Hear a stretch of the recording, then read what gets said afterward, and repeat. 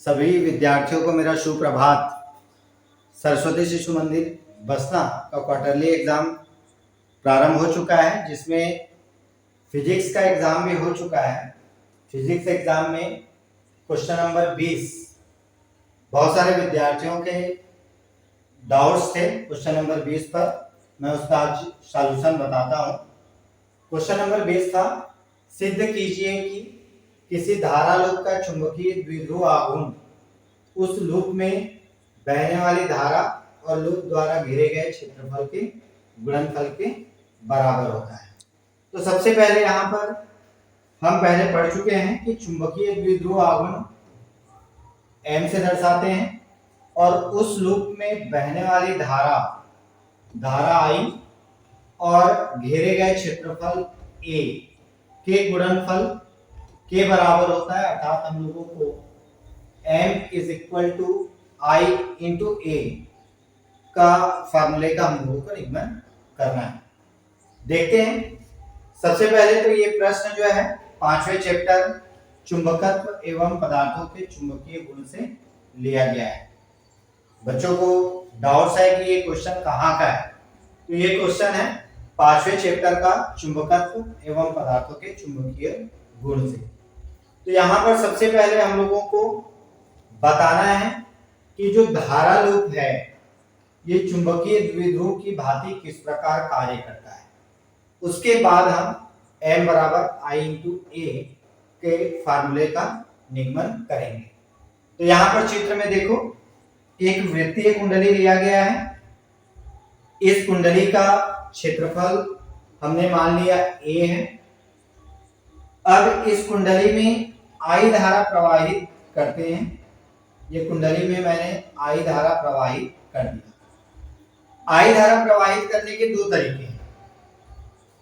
पहला तो या तो हम उस कुंडली में क्लॉकवाइज धारा प्रवाहित कर सकते हैं, दूसरा एंटी क्लॉकवाइज प्रवाहित कर सकते हैं। मैंने यहाँ पर धारा जो प्रवाहित किया है वो एंटी क्लॉकवाइज अर्थात वामावर्त दिशा में विद्युत धारा प्रवाहित किया है।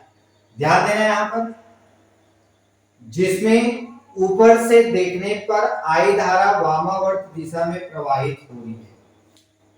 अब यहाँ पर इसके लिए समझना है कि जैसे ये एक धारा लूप है, इसमें यदि मैं इस हिसाब से चले तो एंटी क्लॉकवाइज धारा प्रवाहित हो रही है। यदि आप लोग देखोगे तो वो एंटी क्लॉकवाइज है, मैं इसके पीछे से देखूंगा तो मुझे ये क्लॉकवाइज लगेगा। अब हम लोग जानते हैं कि यदि किसी धारा लूप में धारा प्रवाहित होती है तो उसके जो दो फलक हैं, ऊपरी फलक और निचला फलक, n ध्रुव और s ध्रुव की भांति कार्य करता है। अब कौन सा n ध्रुव और कौन सा s ध्रुव होगा, उसके लिए हम जानते हैं यहाँ पर जो ऊपरी फलक है, ऊपर से यदि हम इधर से देखते हैं तो यहाँ पर जो धारा प्रवाहित हो रहा है वो है एंटी क्लॉकवाइज। तो इसके लिए ट्रिक है, n ध्रुव के लिए ये n और इसके जो दो सिरे हैं उसको लेना है। तो ये जो दो सिरा है n ध्रुव में, तो ये ऊपरी जो फलक है वो n ध्रुव की भांति कार्य करेगा। इसी रूप में यदि हम निचले सिरे से देखेंगे तो इस लूप में जो प्रवाहित धारा वो हम लोगों को क्लॉकवाइज जैसा दिखेगा। अब यदि क्लॉकवाइज की बात करें तो ये S ध्रुव का जो सिरा है S अक्षर का, उसमें हम क्लॉकवाइज के रूप में ले सकते हैं। इसलिए जो निचला फलक है वो किसकी भांति कार्य करेगा, S ध्रुव की भांति कार्य करेगा। तो यहाँ हम लोगों को बताना पड़ेगा कि ऊपर से देखने पर वामावर्त दिशा में प्रवाहित होती है, इसलिए ऊपरी फलक n ध्रुव की भांति कार्य करेगा।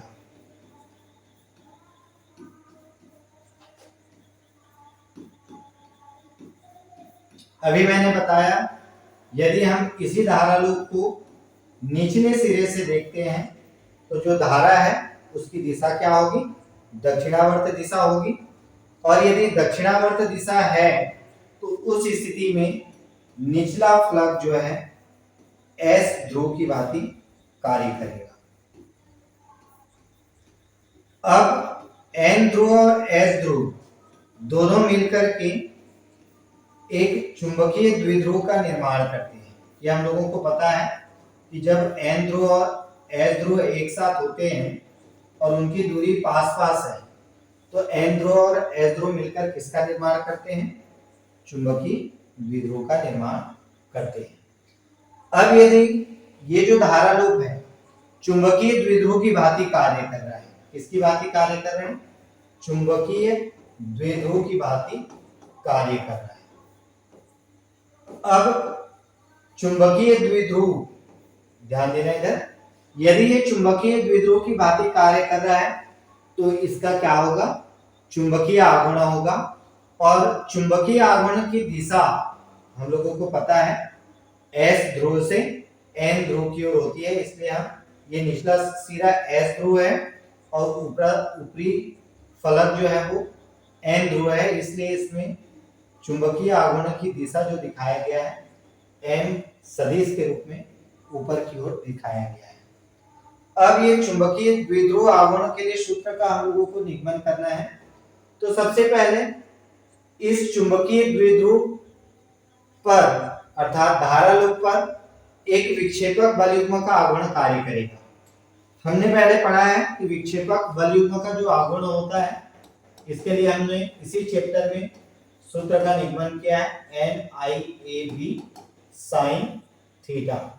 तो यहाँ पर इसके लिए n का मान, n अर्थात फेरों की संख्या है, यहाँ पर धारा लूप में केवल एक चक्र है इसलिए n का मान कितना है? 1 है। और n का मान यदि 1 लेते हैं तो विक्षेपक बल युग्म का आघूर्ण अपना आ जाएगा IAB sin थीटा। इसको हम समीकरण नंबर 1 ले लेते हैं।